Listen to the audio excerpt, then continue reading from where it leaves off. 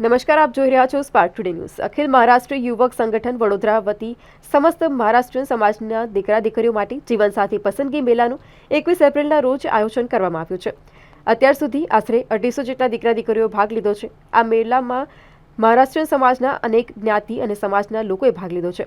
હાલ વડોદરા શહેરમાં વિવિધ જગ્યાએ બેનરો લગાવવામાં આવ્યા છે, જેમાંથી એક બેનર શંકરવાડી પંડ્યા હોટલ પાસે લગાવવામાં આવ્યું છે. બેનર ત્યાંથી કોઈ અસામાજિક તત્વોએ હટાવ્યું હતું, જે વાતની સંગઠનના પ્રમુખ વિજય જાધવને જાણ થતાં જ ઘટનાસ્થળે દોડી અને તપાસ કરી હતી. તેમને 100 નંબર પર ફોન કરી પોલીસને બોલાવી અને ફરિયાદ નોંધાવી હતી. તેમજ તે જગ્યા પર સંસ્થા તેમજ રાજકીય પોસ્ટર પણ હતા. તો આ જ બેનર હટાવી અને મહારાષ્ટ્રીયન સમાજને ઉશ્કેરવાના હાલ પ્રયત્નો તો થતા નથી ને તે સવાલ ઊભો થયો છે. તાત્કાલિક પોલીસ ફરિયાદ કરવામાં આવી છે અને ઇસમ પર કાયદેસરની કાર્યવાહી કરવા માટે પણ તેમના દ્વારા માંગ કરવામાં આવી છે.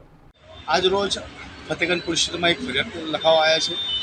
જે પ્રમાણે વાત કરીએ કે અખિલ મહારાષ્ટ્ર યુવક સંગઠન વડોદરા વતી સમસ્ત મહારાષ્ટ્રીયન સમાજના દીકરા દીકરીઓ માટે એક પસંદગી મેળાનું એક ભવ્ય એવું આયોજન કરવામાં આવ્યું છે.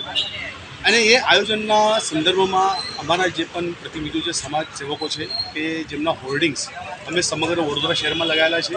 અને એમાંથી એક હોર્ડિંગ્સ અમે શંકરવાડી પાસે પંડ્યા પાસે લગાવ્યું હતું.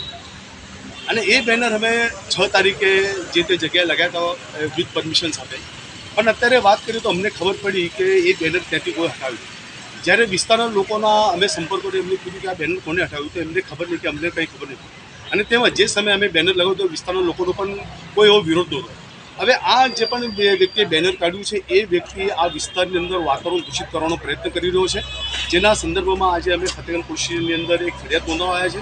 જેનું સૌથી મોટું કારણ કે જ્યારે સમગ્ર વડોદરા શહેરની અંદર જ્યારે સમાજ હિતનું જ્યારે કાર્ય થતું હોય અને એવા કોઈ હોર્ડિંગ્સ લાગતા હોય તો લોકોએ સહકાર આપવો જોઈએ. પણ આ કોઈ વ્યક્તિ એવો છે કે જે કદાચ એ મરાઠીના નામથી એને ક્યાંક નફરત લાગી રહ્યું છે, કે જે મરાઠીના નામથી એની ઈર્ષા છે. એટલે આવા વ્યક્તિના સામે જે પણ વ્યક્તિ હશે એના સામે કાયદેસરની કાર્યવાહી થવી જોઈએ. અત્યારે અમે ફતેગંજ પોલીસ સ્ટેશનમાં ફરિયાદ લખાયા પછી વિસ્તારની અંદર જે પણ CCTV ફૂટેજ હશે ચેક કરવામાં આવશે અને આગળની કાર્યવાહી કરવામાં આવશે.